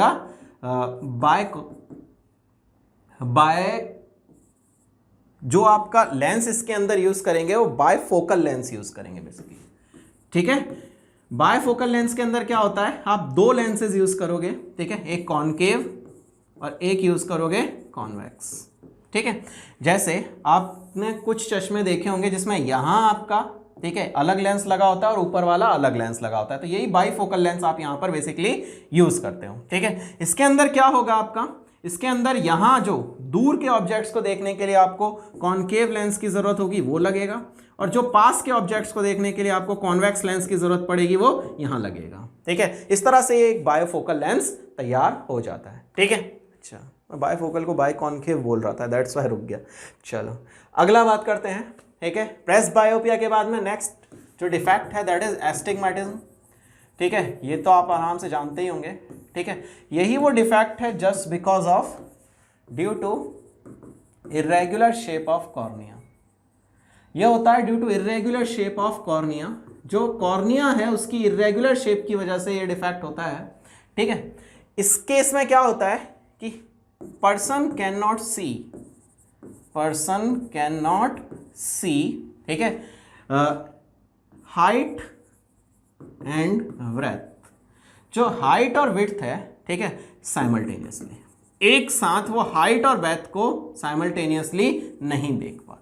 देखो जरा, इस तरह का ऑब्जेक्ट है, ठीक है, अगर वो हाइट को सही देखने की कोशिश करेगा, ठीक है, तो उसकी जो ब्रेथ है उसका अंदाजा उसको नहीं चल पाएगा। हाइट तो बिल्कुल क्लियर दिख जाएगी लेकिन ब्रेथ का अंदाजा उसको नहीं लगेगा, वो थोड़ी सी आपकी शेप बिगड़ जाएगी। अच्छा, अगर वो ब्रेथ को देखने की कोशिश करेगा तो जब वो ब्रेथ देखने की कोशिश करेगा तो चौड़ाई देखने की कोशिश करेगा सही से, तो चौड़ाई तो दिख जाएगी बट हाइट उसको सही से नहीं अंदाजा हो पाएगा।